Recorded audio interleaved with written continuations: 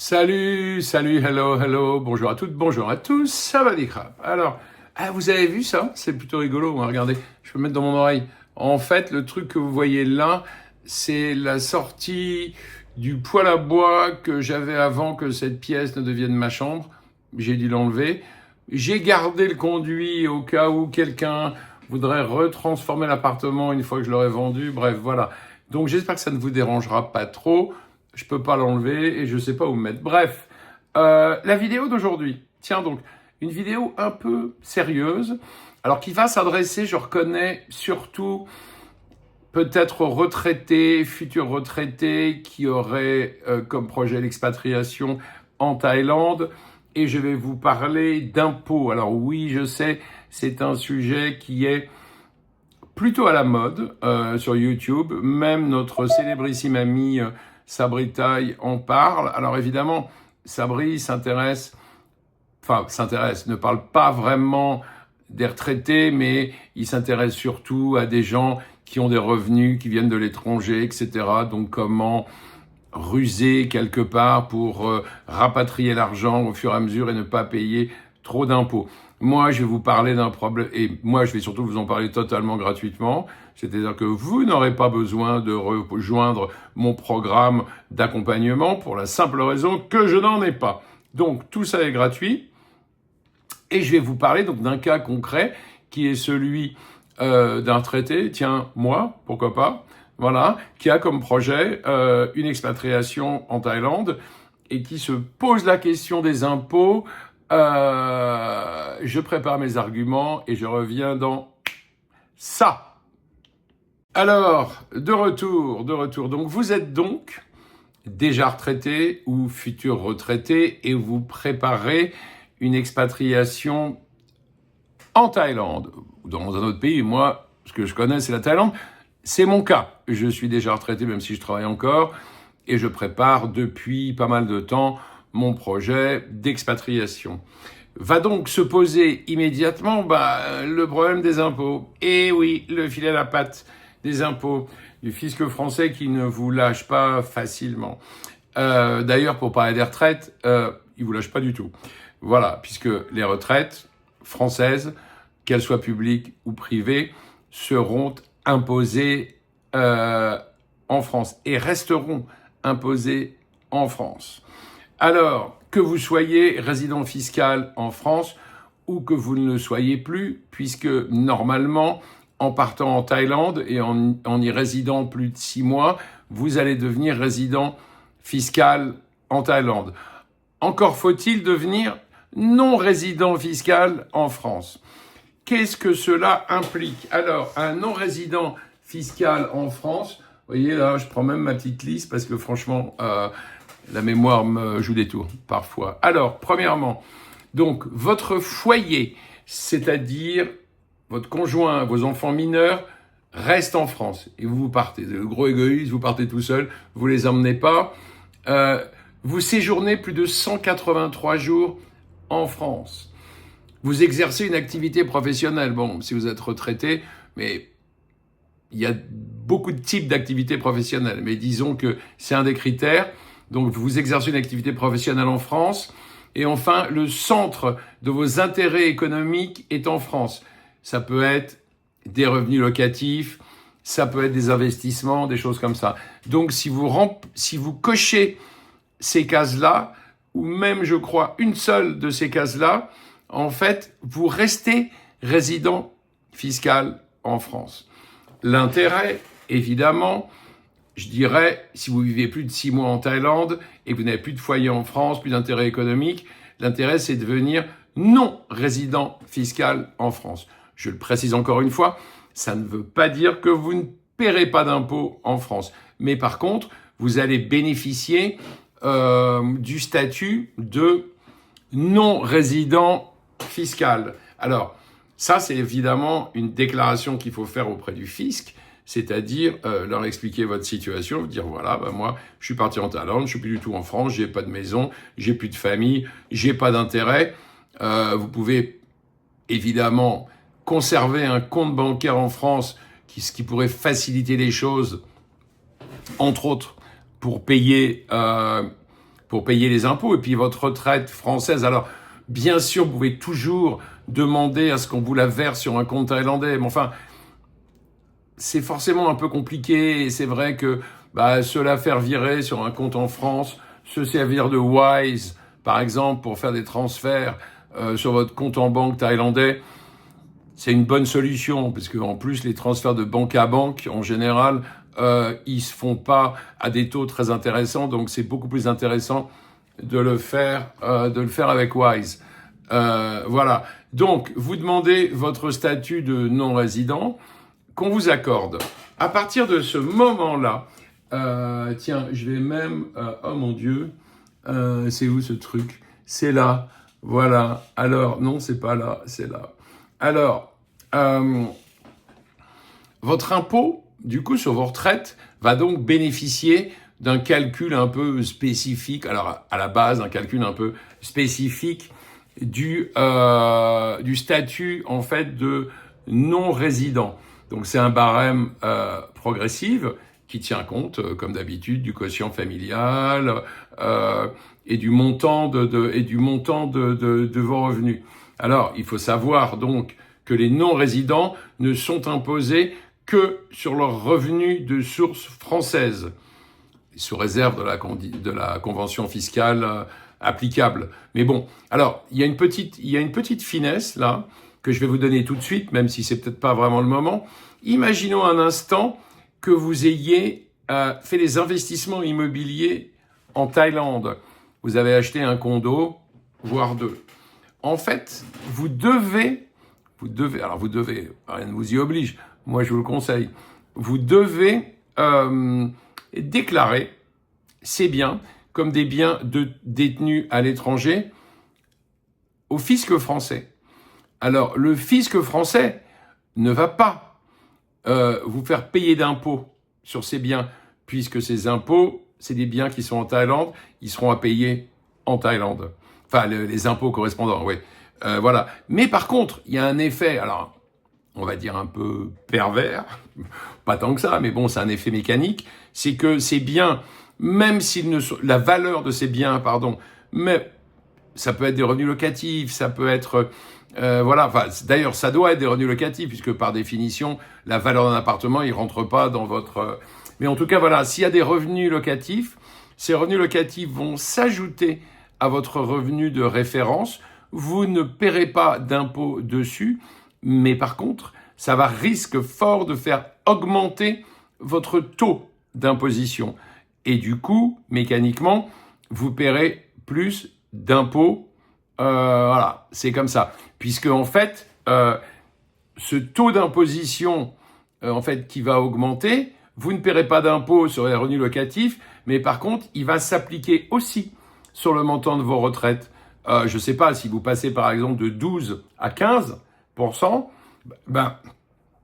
vous n'allez rien payer sur vos revenus locatifs, mais par contre, vous allez payer 15% à la place de 12% sur le montant de vos retraites. Voilà.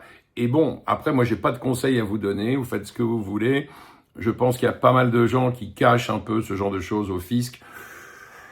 Aujourd'hui, cacher des choses au fisc, c'est pas une très bonne idée. Franchement, moi, je sais que moi, je suis en plein dedans, là, par rapport à mes impôts français. J'essaie de jouer la transparence absolue parce que je sais très bien qu'ils ont des tas de moyens aujourd'hui de vérifier les choses. Il y a des échanges d'informations et que très honnêtement, il vaut mieux prévenir que guérir. C'est-à-dire que si vous vous faites attraper parce que vous êtes contrôlé, même sans un contrôle fiscal, vous êtes vérifié et le fisc trouve des anomalies, ça risque d'être un petit peu plus dur à avaler. Voilà, c'est tout.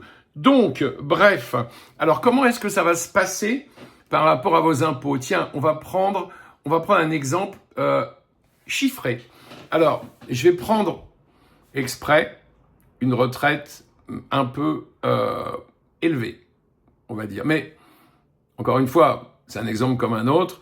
Moi, je connais un peu les retraites élevées. Alors après, est-ce que ce montant est le mien ou celui d'un autre? Ça, je ne vous le dis pas. À vous de deviner. Et puis, de toute façon, c'est un calcul que vous pourrez vous appliquer à vous-même pour des montants, on va dire, moins importants. Alors, Prenons le cas, par exemple, prenons le cas d'un revenu annuel de retraite de 53 000 euros. Ouais, 53 000 euros. Alors, la base imposable après l'abattement, alors l'abattement de 10% qu'on a toujours, vous savez que le gouvernement a comme projet de nous la supprimer. Pour l'instant, on a toujours les 10% d'abattement. Donc, 53 000 euros moins 10%, on arrive à 47 000 700 euros imposables. Voilà. Ensuite, ils vont appliquer le barème du non-résident. Alors, on va donc avoir 0% jusqu'à 17 000 euros, donc pas d'impôt. Ensuite, on aura 12% sur la tranche suivante. Ça vous, avec le chiffre que je viens de vous donner, 47 700, ça vous donnera 12% sur 30 700 euros, donc 3 684 euros d'impôt à payer. Au-delà de alors je ne sais plus combien c'est, je crois que c'est au-delà de, c'est quoi la tranche d'après? Laissez-moi voir.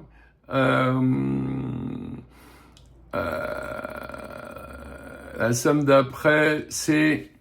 Ah oui, il y a un seuil, je crois, à 49 000 euros. Voilà. Donc en fait, 47 000, on est juste en dessous. Parce que la somme d'après, elle est évidemment, elle est beaucoup plus méchante. Voilà, donc nous, on s'arrête à 20%. Je crois que celle d'après, elle est à 30%. Quand vous dépassez 49 000 euros. Voilà. Donc là, en fait, on s'arrête à 20. Donc, résultat concret, revenu annuel 53 000, impôt 3 700 euros, taux effectif, taux réel, même taux moyen, comme ils l'appellent, 7%. Ce qui est évidemment, c'est assez faible. Voilà, c'est grâce au barème non résident. Parfois, le fisc, si vous ne lui dites pas d'appliquer le taux moyen, donc ce taux réel, ce taux effectif de 7%, il va faire un truc très simple, selon ses propres trucs là, il va vous appliquer un taux minimum de 20%. C'est ce qui veut dire que tout d'un coup, votre impôt, il devient 47 700, toujours les 53 000 moins les 10%, multiplié par 20%, c'est-à-dire 9 540 euros d'impôt. Donc, bien évidemment, dans ce cas-là, le barème réel que je viens de vous donner, où je payais 3 700 euros, est beaucoup, beaucoup plus avantageux. Il faut donc bien penser à demander au fisc, quand on se déclare non résident, il faut demander au fisc l'application du taux réel. C'est extrêmement important. Et comme ça, vous allez gagner des sous, vous allez faire votre... voilà, vous avez évidemment l'obligation de toujours faire votre déclaration en France. Bon, cela dit, là, très honnêtement, ça sera hyper simple, parce que quand il s'agit de retraite, la déclaration, elle est pré-remplie, ils ont déjà tout. En plus, vous avez un prélèvement à la source. Donc, si votre taux réel, il est de 7%, vous aurez un prélèvement à la source d'environ 7%. Voilà. Ce qui veut donc dire qu'une fois que vous aurez fini avec le prélèvement à la source, eh bien, votre impôt, il sera payé. Encore une fois, faites attention, parce que si vous déclarez d'autres revenus, des revenus thaïlandais, mais qui pour la France sont des revenus mondiaux, vous êtes obligé de les déclarer, y compris en France. Vous ne paierez pas d'impôt dessus. Par contre, encore une fois, ça va faire augmenter votre taux effectif. Et comme le taux effectif s'applique à tout, il s'appliquera également au montant de votre retraite. Voilà. Donc, vous paierez quand même, à un moment donné, plus d'impôts. Voilà. Je reviens dans ça pour vous expliquer un petit peu la relation entre impôts en France et impôts en Thaïlande. À tout de suite. Alors, avant de parler de cette relation d'amour, d'impôts entre la France et la Thaïlande, une bonne nouvelle. Comme vous avez demandé votre statut de non-résident, parce que vous êtes résident fiscal en Thaïlande et que vous n'avez plus d'intérêt en France. Immédiatement, en fait, vous allez gagner de l'argent. Et oui, et comment ça? Eh bien, sur votre retraite, sur le montant brut de votre retraite, vous allez gagner, il va y avoir 9,1% de prélèvements en moins qui correspondent à la CSG, plus, enfin voilà, il y a tous ces trucs sociaux qui correspondent en fait à 9,1%. Ce qui veut dire donc que entre le montant de votre retraite brute et le montant de votre retraite nette, ce que vous allez toucher, il va y avoir un gain. Dans mon cas, par exemple, puisque vous avez compris que je parle un peu de moi avec ces montants, le gain, il est quand même de pratiquement 5 000 € par an. C'est-à-dire un gain net dans ma poche de 400 € par mois. Pourquoi est-ce que ce gain est net? Eh bien, pour une raison très simple. C'est que le montant retenu pour le calcul de l'impôt par le fisc français, c'est le montant brut de la retraite. C'est là-dessus qu'on vous impose. Après, vous avez des prélèvements, mais en fait, ça n'intéresse pas le fisc. Le fisc, lui, il vous prend le pourcentage sur le montant brut. Voilà. Ce qui veut, enfin, sur le montant brut, en fait, sur le montant que les organismes sociaux vous font parvenir tous les ans. Voilà. Toujours est-il que, et ça c'est certain, en fait, vous allez gagner de l'argent parce que moins de cotisations, mais par contre, votre impôt, lui, ne va pas bouger. En fait, l'impôt ne va pas bouger et le taux d'imposition va rester le même. Simplement, vous aurez moins de cotisations, donc vous aurez plus de sous. Petit revers de la médaille, en n'ayant pas de cotisation, vous ne serez plus affilié à la sécurité sociale en France. Il y en a certains que ça ne dérangera pas, puisqu'ils vous diront, de toute façon, moi je suis en Thaïlande, si j'ai des problèmes médicaux, je me ferai soigner en Thaïlande. Voilà. Ils prendront une assurance privée qui paieront évidemment assez cher, mais c'est comme ça, il n'y a pas moyen de faire autrement. L'autre solution, pour ceux qui désireraient quand même garder une possibilité de retour en France et de réaffiliation à la sécurité sociale, en cas de, de problèmes de santé pour lesquels ils préféreraient retourner en France, il y a une solution. Ça s'appelle la CFE. Alors la CFE, la Caisse des Français à l'étranger, c'est une des solutions d'assurance, à condition, je vous le conseille, de prendre une complémentaire, puisque la CFE, comme la sécurité sociale en France, ne rembourse pas tout, loin de là. Donc il faut prendre une complémentaire thaïlandaise, mais l'ensemble CFE plus complémentaire thaïlandaise est souvent un peu moins cher qu'une assurance privée globale, sans CFE. Voilà. L'intérêt de la CFE, c'est que, en fait, elle prévoit qu'en cas de retour en France, vous soyez réaffilié directement à la sécurité sociale. Voilà, donc c'est un intérêt, ça présente un intérêt pour certains. En tout cas, soyez sûr d'une chose, non-résident fiscal, arrêt des cotisations, arrêt de la sécurité sociale. Ça, c'est sûr. Voilà. Maintenant, alors, les impôts en Thaïlande. Donc, qu'est-ce qui se passe? Vous avez payé vos impôts en France, vous rapatriez les sous d'une manière ou d'une autre sur votre compte thaïlandais. Normalement, vous devriez payer de l'impôt sur cet argent. Il y a un accord d'absence de double imposition entre la France et la Thaïlande, ce qui veut dire que normalement, les retraites n'ont pas à être imposées deux fois. Elles ont été imposées en France, elles n'ont pas à être imposées en Thaïlande. Bon, il faut déjà prouver, parce qu'on vous le demandera certainement, qu'il s'agit bien de pension de retraite. Voilà. Après, la petite subtilité, c'est qu'en fait, oui, il n'y a pas de double imposition, mais l'impôt que vous payez en France fabrique, appelons ça un crédit d'impôt pour la Thaïlande. C'est-à-dire que la Thaïlande va regarder ce que vous avez déjà payé comme impôt en France. Alors, si ce que vous avez payé comme impôt en France est supérieur ou égal à ce que vous auriez payé en Thaïlande sur les mêmes montants, pas d'impôt à payer. Si, ce qui m'étonnerait beaucoup, l'impôt en Thaïlande se trouvait supérieur sur les mêmes sommes à ce que vous aviez déjà payé en France, et bien là, la Thaïlande risque de vous demander la différence. Ouais. Exemple concret, vous payez, alors je vais dire n'importe quoi exprès, c'est pas du tout des chiffres réels, hein, mais bon, vous payez 4 000 € d'impôts sur vos retraites en France, voilà. L'argent de vos retraites est réintégré en Thaïlande, c'est donc des revenus qui viennent de l'étranger. Vous allez prouver, si vous le demandez, mais ils vous le demanderont, je pense, au fisc thaïlandais, qu'il s'agit bien de pensions de retraite qui viennent de France. Et là, accord de non-double imposition, très bien, mais le fisc va regarder s'il n'y aurait pas une petite différence qui traînerait. À savoir, le fisc va calculer le montant d'impôt qu'il aurait prélevé en Thaïlande sur les mêmes montants. Et si par hasard il tombe sur une somme supérieure, c'est-à-dire qu'en Thaïlande, à la place de vos 4 000 € d'impôt en France, pour les mêmes montants, vous auriez payé 5 000, et ben 5 000 moins 4 000, 1 000, il risque de vous les demander. Voilà, c'est tout. C'est ça en fait la non-double imposition. C'est pas j'ai déjà payé en France, je paierai en Thaïlande. Ça serait formidable, mais c'est pas exactement comme ça. Il y a toujours un petit truc, voilà, c'est du crédit d'impôt que vous fabriquez, hein.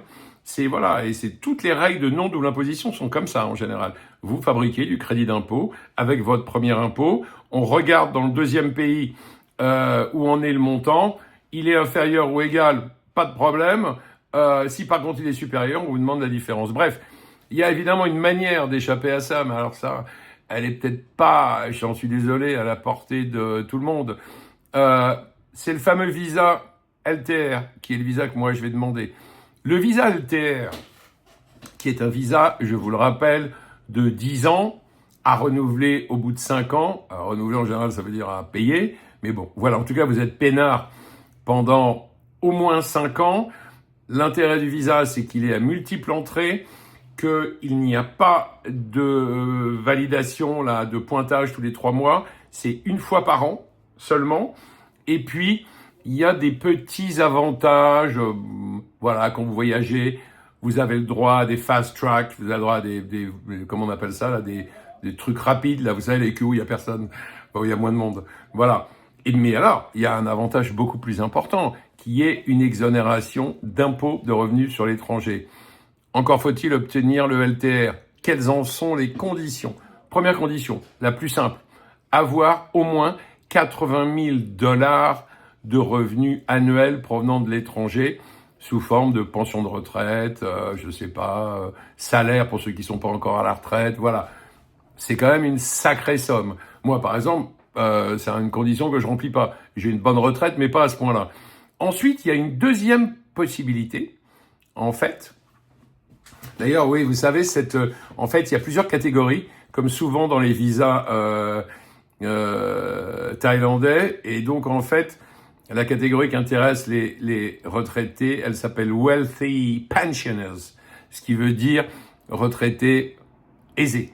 Voilà. Alors, si le montant de votre retraite se situe, enfin, de vos revenus, hein, se situe entre, alors, pas moins de 40 000 $, donc entre 40 000 $ et en dessous de 80 000 $ par an, il vous faut ajouter à ça un investissement en Thaïlande de 250 000 $.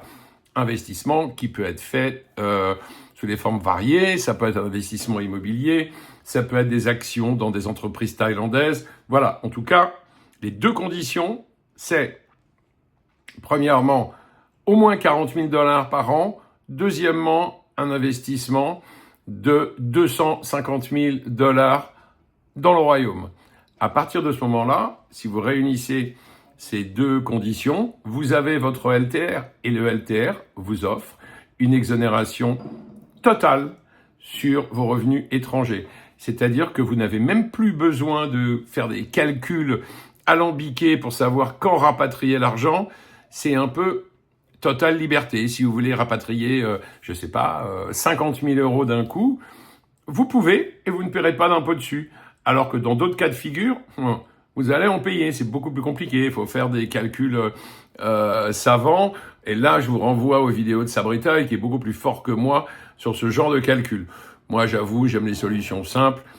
Je vais, alors pas tout de suite parce que ça prend du temps de faire les investissements et tout ça, mais dès que je serai prêt, moi, la condition de retraite, je suis au-delà de 40 000 $, mais pas à 80 000. Donc, premier truc, c'est bon. Et deuxième truc, de toute façon, les investissements immobiliers, je comptais les faire. Alors, je comptais pas les faire spécialement pour ce visa LTR, mais je compte acheter, on va dire, 2 condos, de manière à fabriquer des revenus locatifs, sur lesquels, entre parenthèses, je paye des impôts en Thaïlande. Je vous ai expliqué, mais je suis censé les déclarer en France. Voilà, ce qui risque évidemment de faire un peu augmenter mon taux, c'est la vie. Mais bon, voilà, donc je vais faire ça, je vais commencer en Thaïlande avec un visa autre, on va voir lequel, mais dès que je peux, dès que mes investissements sont réalisés, je migrerai vers un visa LTR qui est quand même un peu une, je sais pas comment appeler ça, quoi, une Rolls de visa. Voilà, fin de cette vidéo. J'espère que j'ai pas été trop confus parce que je vous ai donné beaucoup d'informations. N'hésitez pas à me poser vos questions en commentaire. Si vous en avez, j'y répondrai avec plaisir, si je peux. Et puis, merci d'avoir liké, de vous être abonné, et merci pour vos commentaires. C'est la fin de cette vidéo impôt. Merci beaucoup, portez-vous bien, et à très bientôt.